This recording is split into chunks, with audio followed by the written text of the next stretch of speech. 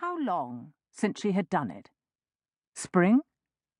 Yes, she realized. She had resisted all summer long. No wonder the urge was so strong now.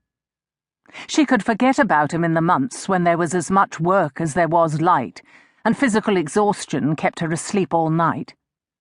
But this was September, the hinge of the year, and the evenings were pulling up short. No matter how early she got up, or how hard she worked, there was no escaping the fact that she was forced through her front door a little earlier every evening, each day bringing a few more minutes of that seething silence. The empty hours would stack up as the weeks progressed, and one dark, quiet hour was more than enough.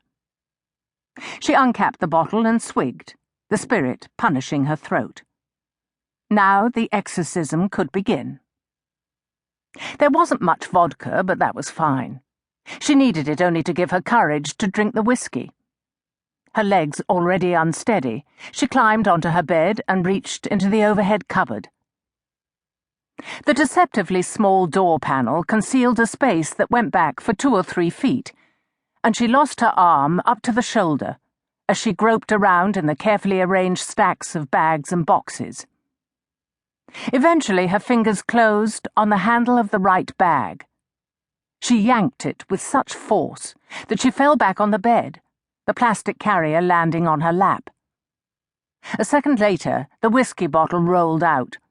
She tipped the other contents of the bag out like a child, upending a Christmas stocking, although there were no surprises in here.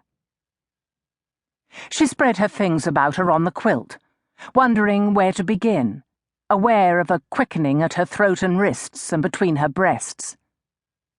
She started with a little green vial of vetiver oil, simply unscrewing the lid and inhaling. It was still a quarter full. Every year the smell got a little fainter and staler, but it had been his.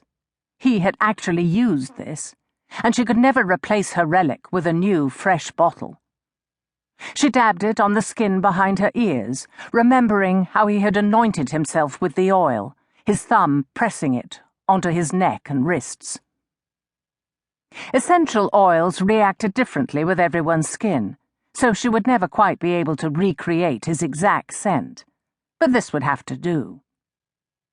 The whiskey bottle had not been his, but it was his brand, an obscure old man's Irish whiskey that no one else their age had even heard of, let alone drank.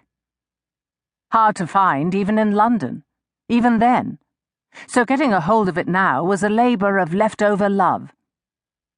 Pressing the bottle to her lips felt like his kiss, and she closed her eyes as though he were really there.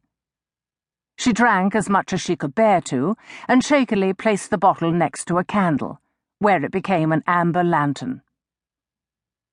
Bringing her only mirror in from the shower room, Louisa got to work on her face, refreshing the dried-out cosmetics with drops of olive oil from the tiny pantry. The eyeshadow was called Black Pool, and the lipstick Black Cherry, and both contained strong pigments intended for supple, young complexions. She pulled her hair up to one side, ruthlessly fastening it with a clip, so that everything on the right-hand side of her face lifted by ½ an inch. Now her face looked lopsided. She tousled her hair and swept it over the left side of her face in a long, messy fringe. That was better. She held up the dress. It always looked smaller than she remembered. Had she really gone out in something that short? There was a usual moment of breath-holding tension as she tried it on, and the usual relief when it still fit. If anything, it was looser on her now than it had been then. Blue crushed velvet that used to cling now hung, and if her breasts did not fill it out as once they had, her stomach did not protrude either. She pulled a face. In the dusky glass, an approximation of her teenage self pouted back at her. It's not fair, she couldn't help thinking. He will always look young. She reached for the bottle, fumbled, and nearly knocked it over onto the bedclothes.